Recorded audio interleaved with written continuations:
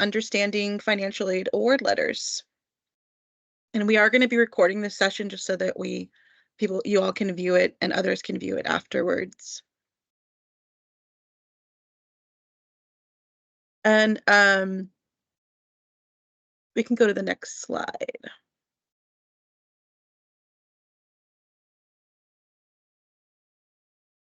Okay, and now we will introduce ourselves.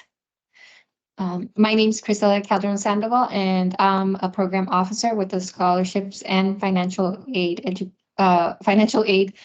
department here at CSF.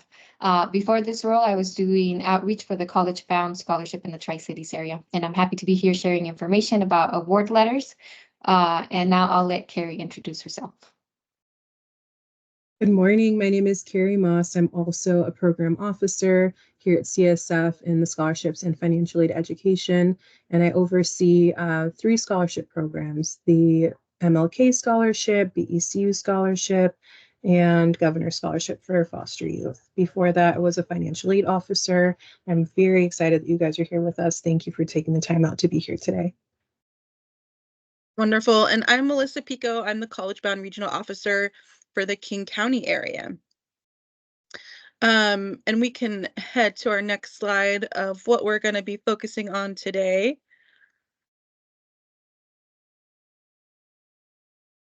Yeah, so as you all probably know, financial aid award letters are not created equal. And so, and they also have a lot of technical information. So today, that's what we really want to help you with. We want to look at what kind of aid is offered in financial aid award letters and how it's identified, and looking at how to compare offers, figuring out, and looking at what you want to accept and looking at what you may want to decline, actually. And then we'll also discuss if you have any, or if your students have any unmet need, and some options there. And then also we're going to touch a little bit on special circumstances, and then we'll finish up with some Q&A. We're going to do Q&A at the end, but there is a Q&A button in our webinar that you can add questions as we're going through it so that you don't forget them. And then at the end, we'll go through and look at questions and talk with them. And we'll have plenty of time to do that.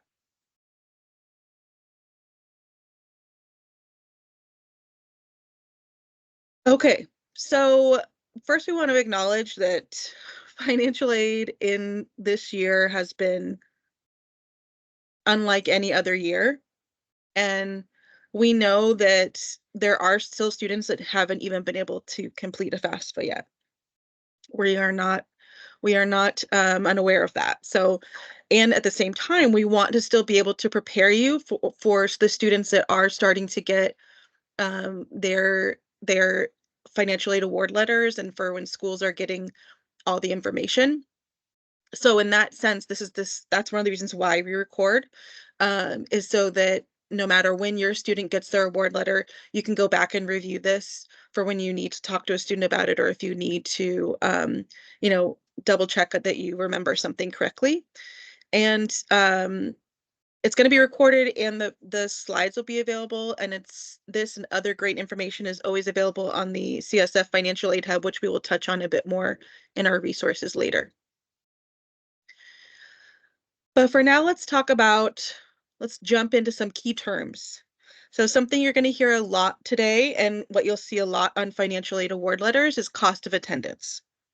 So what we mean by cost of attendance, it's not just tuition, right? It includes tuition. That's one of the things that it includes. But when we're talking about cost of attendance, we're meaning all the ways that you have to pay in order to go to college.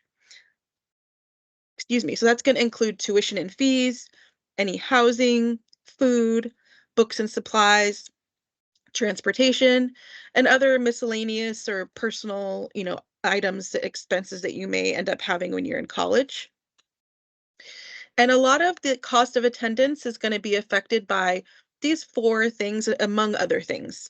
But the main things is looking at the type of institution you attend, whether it's public or private, 2-year or 4-year, or a trade school, an apprenticeship. That's always going to affect the cost.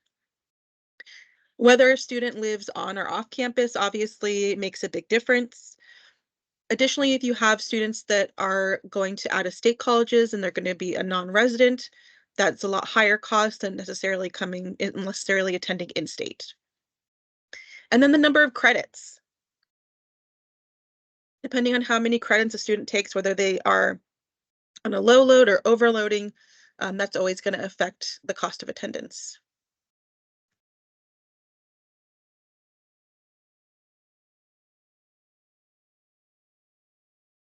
When we talk about cost of attendance, there's two things that are included in that: the indirect and the direct costs.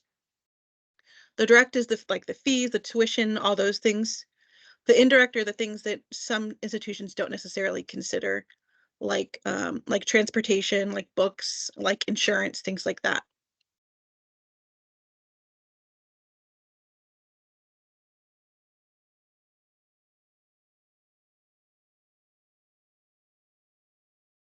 Okay, and now let's review the different ways you can pay for all the costs we reviewed in the previous slide.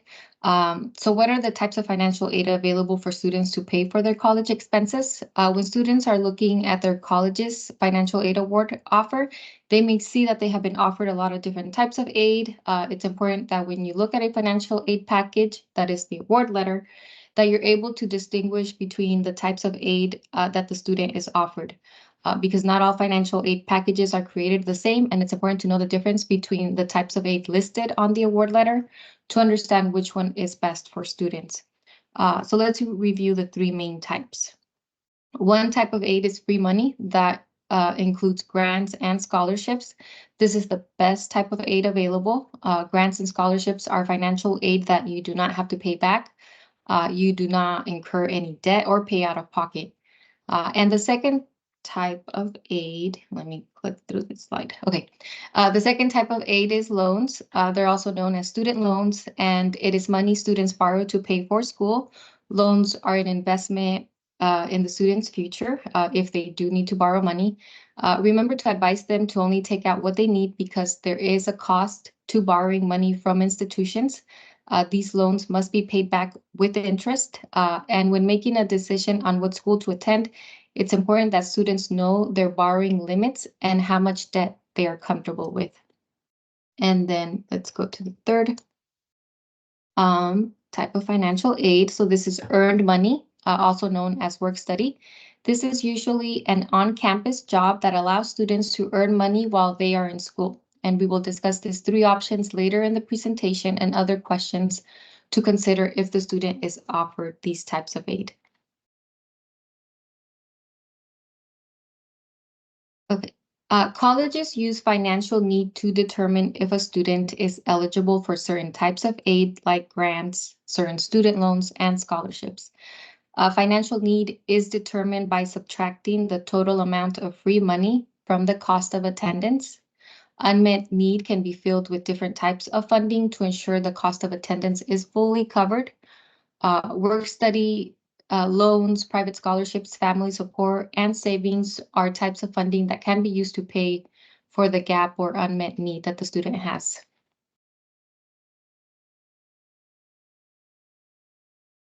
Okay, now I will cover the basics of becoming an informed consumer. So it's important to be well informed. Students should know that they don't have to accept everything that is being offered on their award letter. They have the option to reduce certain amounts and even decline whole awards if it is burdensome to their current situation. They can also adjust their living situations. So if they can live at home or they can rent, this is usually less expensive than living in the dorms. Or if public transportation is available, that is less expensive than having a vehicle. And financial planning is another reason why packages should be compared. Use this opportunity to help students develop their consumer knowledge, that is, have them engage in financial planning. Students need to consider how much debt they're willing to have, what are the starting and average salaries in their career field, and how debt may affect their future plans and other life goals. Help them start their thinking process by asking the following questions. How much will they have to borrow for their whole education? How much can they expect to make with entry-level salaries? And how much will their monthly loan payments be? Will they be earning enough to make these payments? If not, how much interest will be accruing on their loans? what is that amount after 25 years? And this process can also be used as a bargaining tool. It is important to support students at the beginning of this process by encouraging them to apply to several schools and a range of institutions. Without these steps, they cannot compare award offers and or use them as a bargaining tool. Students shouldn't be afraid to ask one school for more money. Sharing with school A that school B has offered more and better aid is a good strategy to request additional funds. And during this process, students might be surprised when they compare numbers until all of the numbers are considered, not just tuition. It is difficult to know which school will be the most affordable. You may just be surprised. For example, most private schools tend to offer private scholarships, which can reduce the student's unmet need. And lastly, it's important to consider all of the information available when making such a big decision. Instill in them that shopping for an education is not different from making any other purchases in life. In the same way that you would discourage them from getting a payday loan, you should also discourage them from signing up for an education that will leave them with unmanageable debt. All right. Next, we're going to look at what constitutes a good award letter. And when we say good, what we're referring to is an award letter that's transparent and informative, and it provides the student with the information that's necessary to make an informed decision when they're considering an offer. So a good award letter would cover cost of attendance, free money, and out-of-pocket expenses. And first, we're going to look at cost of attendance. So when we're looking at a financial aid award letter, how much a school may offer is important, but it's also important to put into context the annual cost of the school. So a good award letter would show the cost of attendance, and it would include the direct costs as well as the indirect costs. So the direct costs would be like the tuition and fees. And then the indirect costs would be things like books, transportation, and supplies, class supplies. And then they would also go over the free money, which is scholarships and grants. And you want to hopefully qualify for grants and scholarships. And hopefully that would be the majority of what's on the award letter, because the more free aid that you receive, the less you'd have to take out in loans or pay for out of pocket. Maybe you have a part-time job or savings or family member that helps. So a good award letter would show how much you'll have to pay out of pocket after all of the grants and scholarships pay towards your tuition and fees. So next, if your grants and scholarships don't cover all of your tuition and fees, that's when a lot of students look into borrowing loans. And if there's unmet need, then they would start looking into subsidized and unsubsidized loans. So unmet need is the amount that's left to be paid after all financial aid is awarded.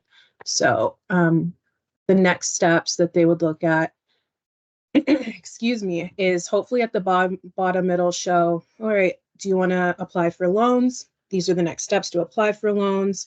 Do you need any additional outside aid? These are the next steps of where to go. So look for that. And then a great award letter would cover all of those items. However, in addition to a great award letter, they would also cover, they would award you work study, right? So that's what we talked about, where you are awarded a grant, and based upon that semester or quarter, you have X amount of dollars for that term, and then you get to work it off. And on a great award letter, it'll show you exactly how much you're getting paid per hour. And that way the student can determine how many hours a week do I need to work in order to get my full award. And then they would also give you additional information regarding your scholarships, stating if the scholarship is just awarded for 1 year, is it renewable? If it's renewable, how do I renew it? Again, that's not common on an award letter. That's on an excellent award letter. And then in regards to loans. So it's important to understand loan terms and conditions, as well as the monthly payments of loans. And a great award letter would show you when does the interest begin. So with some loans, it's zero interest while they're in school. Some loans, it does have interest accruing while they're in school. And does it clearly outline that? And then also, when do those payments begin? When do you have to start repaying your loans? And lastly, what's really important for student loans is some students think that they have to accept all of the loans that have been awarded to them, and they don't have to. They can get just a portion of that loan or deny the loan altogether. So a great award letter would outline that for a student. And a Parent Plus loan. We don't necessarily recommend a Parent Plus loan, but some students have to get them. That is a loan that's directly tied to the student's parents' credit. So it's like taking out a mortgage or a credit card. And it's got a higher interest rate. So we don't necessarily recommend getting it, but we understand that some people do have to get it. Next slide, we're going to go over an example of an award letter. All right, so this is from a previous year. And the first item that I want to highlight is something called EFC. That's expected family contribution. That's changing for this next academic year to SAI, but the EFC is 0. And the second item highlighted in this letter is the number of credits that a student will need to take if they want to receive the full amount of the award listed. And please note that on award letters, they award you at a full-time status, which is 12 credits or more towards your degree. If a student is not enrolled in 12 credits, then the amount shown on the award letter is prorated. And then the third item highlighted is listed under grants and scholarships, and this clearly informs the student that you don't need to pay the funds listed in this section. And to please keep in mind that if you drop credits, you'll likely need to repay the amount that you were awarded. So again, you're awarded here based upon a 12 credit level. And let's say the second week of class, you're like, oh my gosh, I took too many credits. Instead of 15 credits, I need to drop down and take 10 credits. So you will owe a portion of that free money back to the financial aid office. So before a student ever drops a class, please have them talk to their financial aid office about what the repercussions would be. And then the fourth highlighted item is under the loan section. And you can see that it clearly states that those loans do need to be repaid. Alrighty, so on the next slide, we will continue to see how this institution provides all necessary information to educate students and make financially sustainable decisions and prompt them to take the next steps.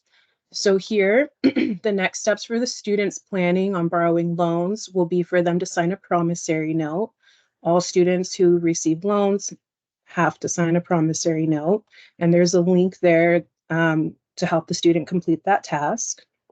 And then something that this award mentions below is that just because it's listed on the award letter, it doesn't mean that you have to accept the loans. You can accept a portion of it or just decline it all.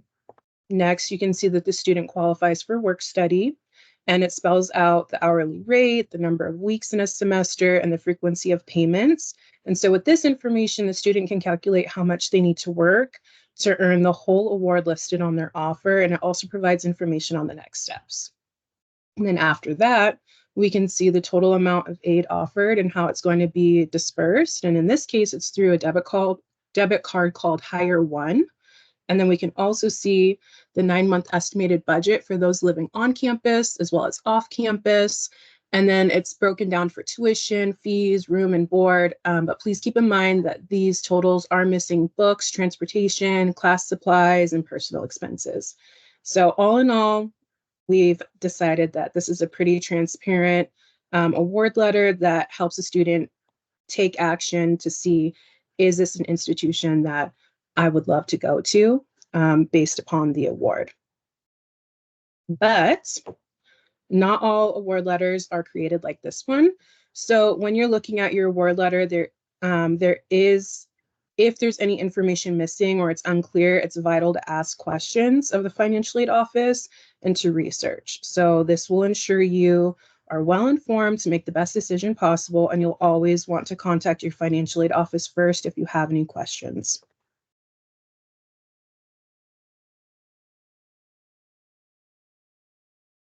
Okay, and in contrast, here we have an example of a bad financial aid letter. Unfortunately, we see this type of award letters too often. This award letter includes very little information for students to make an informed decision.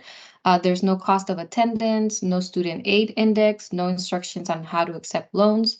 It's important to make informed decisions, so definitely prompt students to ask questions if there is not enough information available to help them make the best decision. And now we're going to go over important questions for students to add to their toolkit when reviewing their award packages.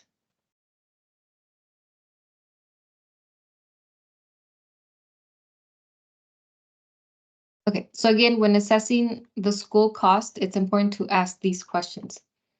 Does this award letter include the school's cost of attendance? Remember, make sure that the cost of attendance includes both direct and indirect cost. If it doesn't, make sure that you or the student research the cost of attendance, because the student will want to know what they're paying for. And when the student receives any financial aid package, make sure that they understand the requirements for maintaining that aid. Remember, it is possible to lose your eligibility for financial aid, so it's important to understand the requirements for maintaining each award. And if they receive a scholarship, it is important to ask if it's renewable. If it is for 1 year, students have to think about how they will fill those expenses the next year. And if it is renewable, how does the student renew? Is there a deadline to renew? It's important to ask if they can switch majors and keep the scholarship. So make sure that they understand all the requirements. And now let's discuss student aid index, which replaced expected family contribution. It's important to ask, does the award letter include the student aid index? The SAI is calculated using the information entered on the FAFSA or WASFA, and colleges do not cover the student aid index with need-based aid. The only aid that can be used to cover the SAI is non-need-based aid, like an unsubsidized or Parent Plus loan. And in some instances, merit-based aid can be used, but it depends on the scholarship provider and financial aid office. It's important for students to know that their SAI, it's important to know their SAI because they will have to plan on how to come up with funds to cover the student's aid index amount. It's important to see if the student has any unmet need that is not covered by financial aid. If this is the case, how is the student or family planning on covering the unmet need? And then later we will review different options if unmet need is too high.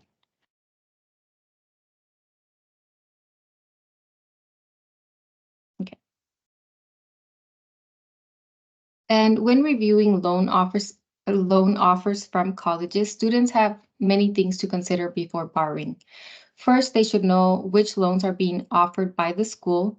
Subsidized loans have an interest subsidy while the student is in school, which means there is no interest accruing, while unsubsidized loans do accrue interest while the student is in college. Secondly, is knowing how much a student is willing to borrow. Some students only want to borrow what is needed to cover their direct costs, while others may want to borrow enough to cover both their direct and indirect costs.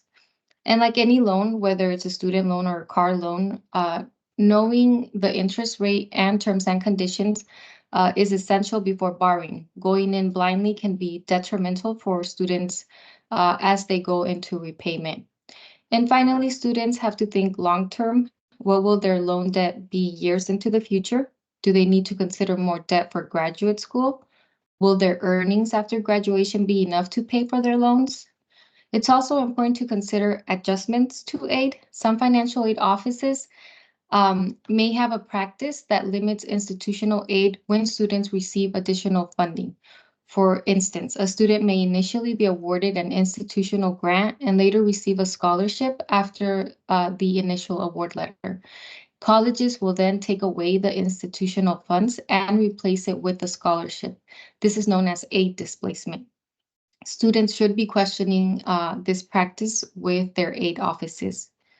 And finally, although award letters are for the upcoming academic year, it's important to look into the future years as well.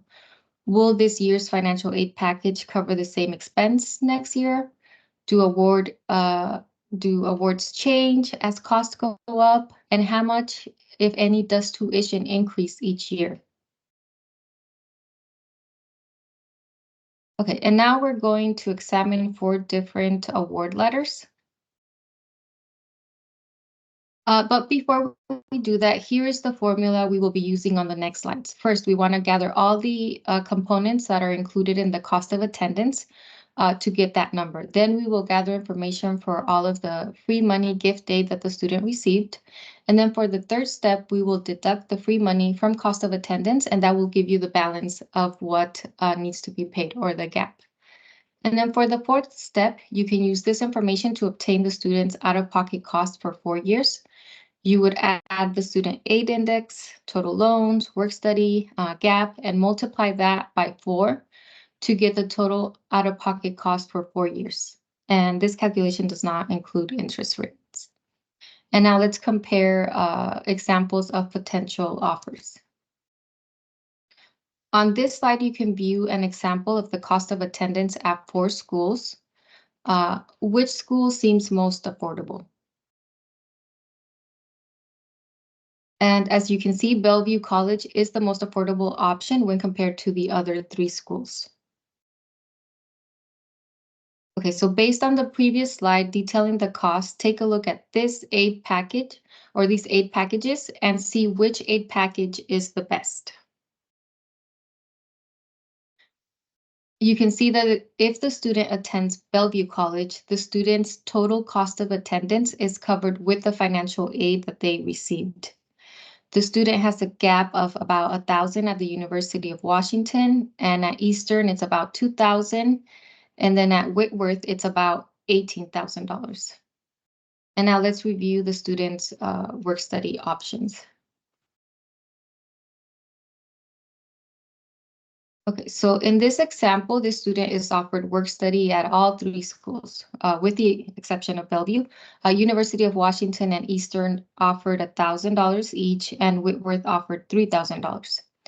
It's important for students to know that if they wish to take advantage of a work study position, they are responsible for finding a work study job, meaning they will be responsible for applying and interviewing for a position. They need to know where the jobs are posted and how they apply. A work study amount is not automatically given.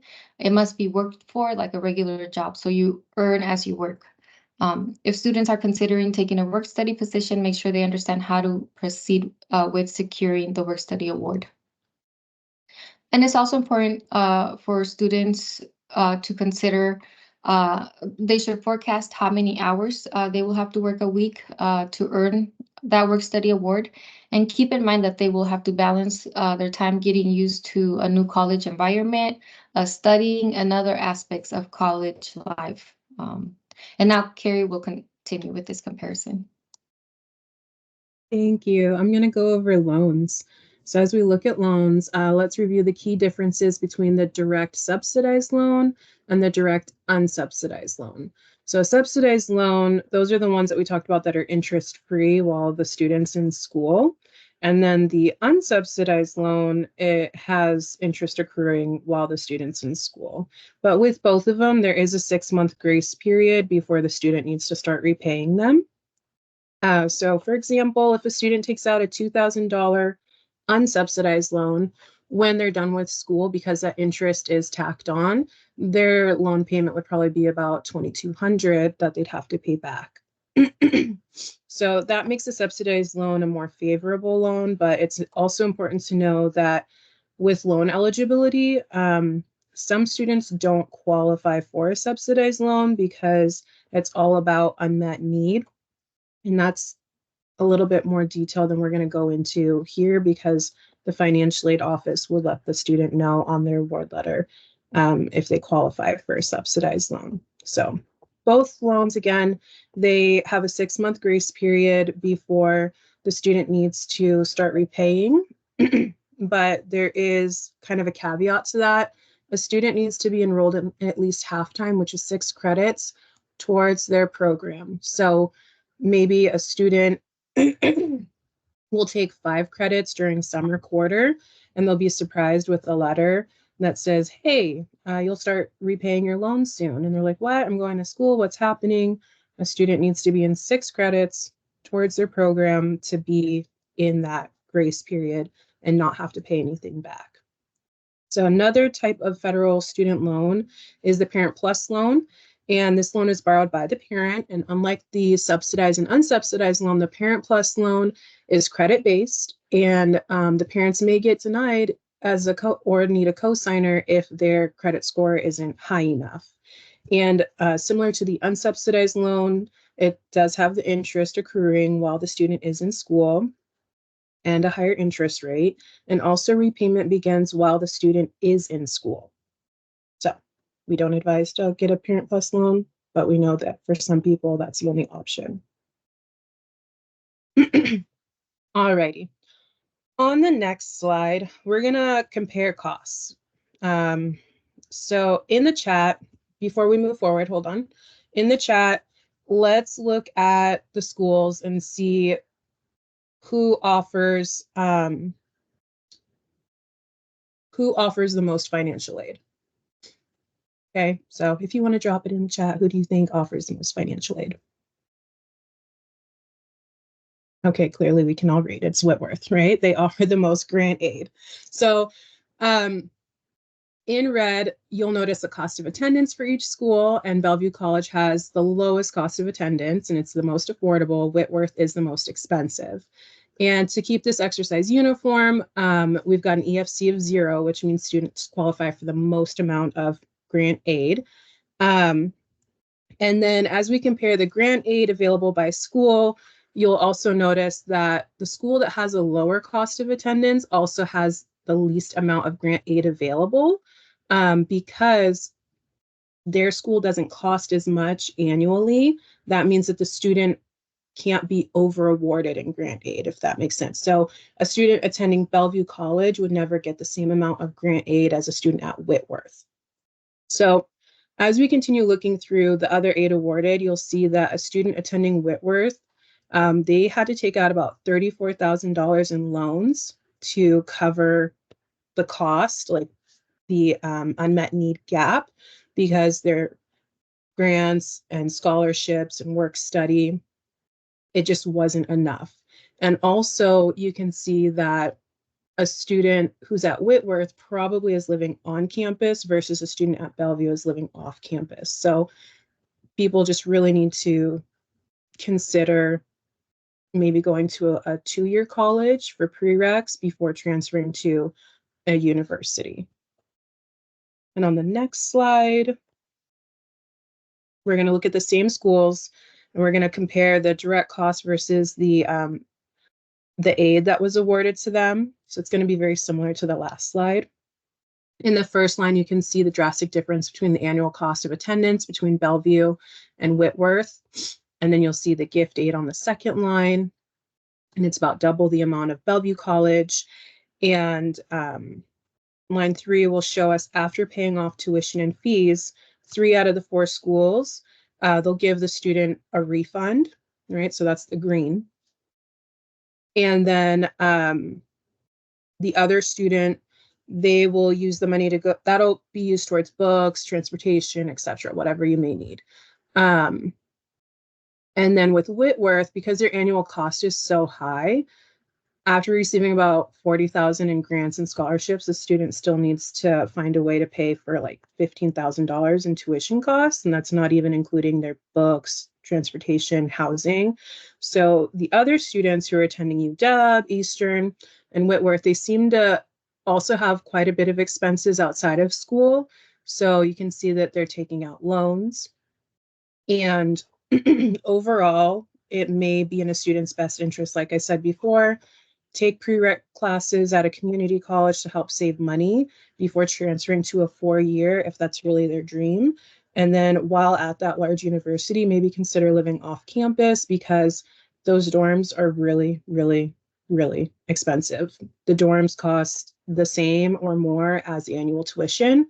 So just try to be, I don't want to say conservative, but flexible if possible. Roommates, live at home, etc. And then on the next slide, we're going to go over a little calculator.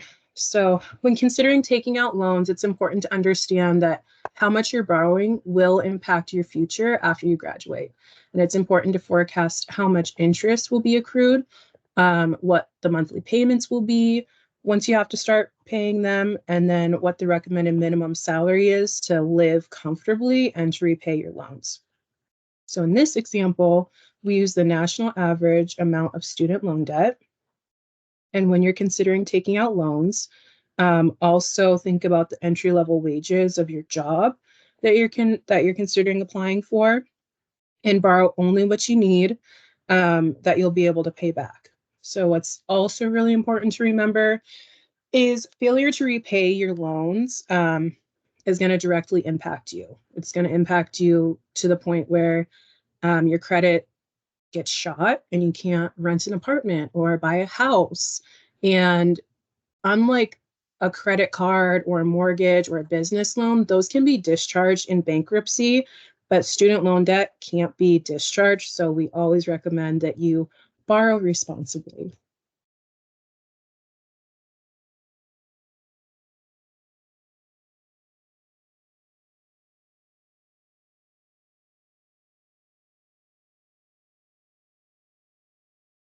That's me too, and I muted myself, of course. Alrighty. So after reviewing financial aid packages from the schools that you applied to, some schools will be less affordable than others.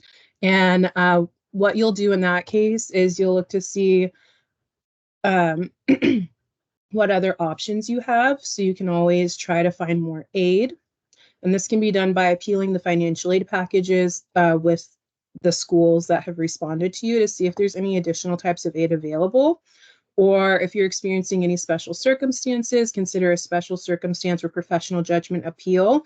So that means making that yearly budget bigger.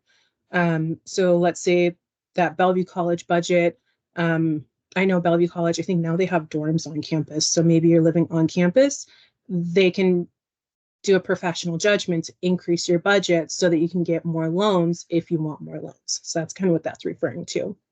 And then you can consider contacting financial aid offices and offering a competitive appeal by using other financial offers. So I got an offer from UW and I got an offer from Whitworth. I really want to go to UW, but Whitworth is offering me more grant aid, and you try to put them head to head to see if UW can give you more aid. It doesn't always work, but you can try it. What does typically work is looking for scholarships. So in the chat, I'm going to drop a couple of websites that are fantastic for scholarships. And we recommend students applying there. So some ways to reduce costs are living off campus, having a roommate, using public transportation. That way you don't have to pay for gas and parking. And another thing that some people aren't aware of is something called a CLEP test. And a CLEP test, if you're really good in a particular subject, you can actually test out of that subject. So if you're really great in Spanish, test out of Spanish, and then you don't have to pay for 5 credits. So there are ways to reduce costs, but you got to get creative with it. Alrighty. Okay, and so kind of continuing on that same line, if you've exhausted all those options and you still have money left that you wouldn't be able to afford it, then you're kind of left with looking at another a less expensive college or a more affordable college. And then, like was mentioned, you can also consider doing community college for your general education requirements and then transferring to a 4-year college. And there's actually a lot of scholarships specifically just for transfer students that are going from 2-year to their 4-year program. So that's also another opportunity that would come for students that are deciding to do their gen eds in community or 2-year college and then transfer to the 4-year college that they wanted to go to.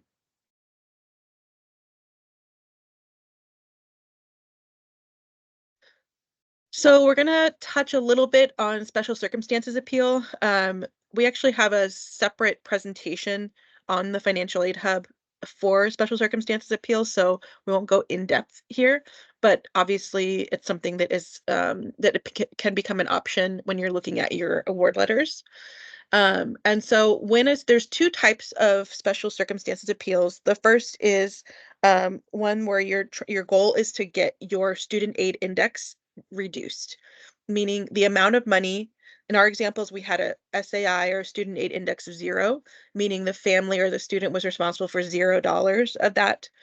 If your students have a financial aid offer and it has an SAI of an actual number, that means that that's the responsibility of the family to pay that amount.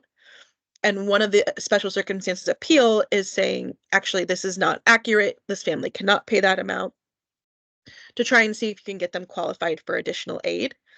So it could be that there was a change in employment in the family, or a situation that just wasn't that they weren't able to document in FAFSA or in WASFA, and so they can look at getting a special circumstance appeal around reducing or lowering how much they are expected to pay in their tuition and their cost of attendance. So then the opposite of that, the second type, is looking at getting the cost of attendance increased, saying, actually, there's more expenses that you haven't considered that the student will have. And so having that be an expenses related special circumstances appeal is the other piece that a student can or a family can apply for. And this professional judgment, so basically when you do a special circumstance, which is a lot built into this year's FAFSA for a lot of students, if that's the case, you still need to follow up with financial aid offices with documentation and letters, which we'll talk about on the next slide. And once that student decides to do a special circumstance appeal, then each financial aid office, then they will release a professional judgment, and they will do a review to say, yes, we're changing it, or no, we're not. And so that's kind of how those two terminologies play together. It's the same thing, just two pieces of the same special circumstance appeal process.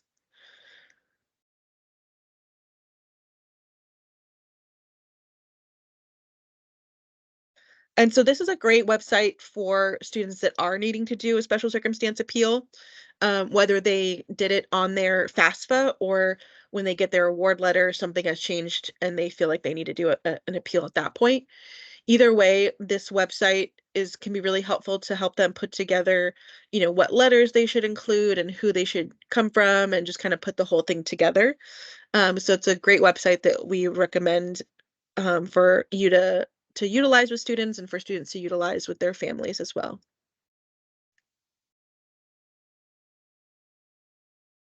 And then these other websites are looking at comparison websites. So looking at different websites to compare your award letters, and each of these websites is really good at different things. So you can, like the second link, you can find different calculators to compare loans, and there's a SAI calculator. So the third resource is the Navigator website. There you can find a lot of school information like cost of attendance, graduation rates, average financial aid received. So that might be something even for students to look at before they receive their award letter. So these are great websites to reference and to utilize with students, to share with students as they are getting award letters and going through the financial aid process. And all this information, if we can go to the next slide, all this information is on the Financial Aid Hub.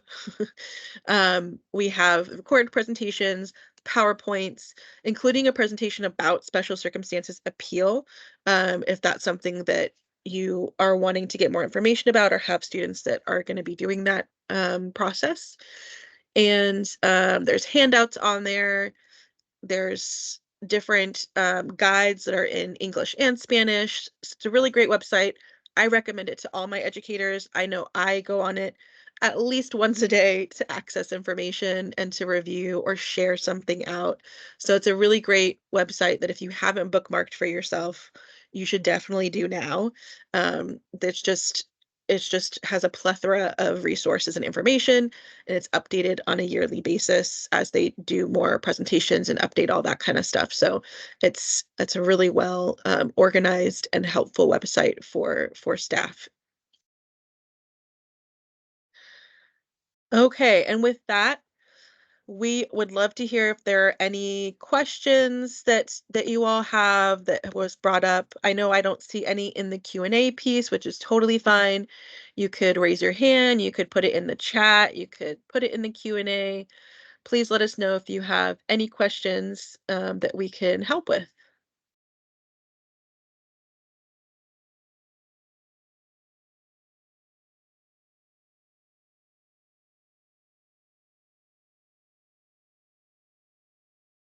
If you don't have any questions, that's our presentation for today. Like we mentioned, it will be uploaded to the Financial Aid Hub, so you can definitely rewatch and review it any other point. If you do have questions, feel free to stick around. Yeah, you can. Thank you, Carrie. Yeah, if you have a question that you feel like has information that's private, Carrie popped the email into the chat where you can email Carrie and Cresselia and Maria with your any specific questions or private questions, things like that.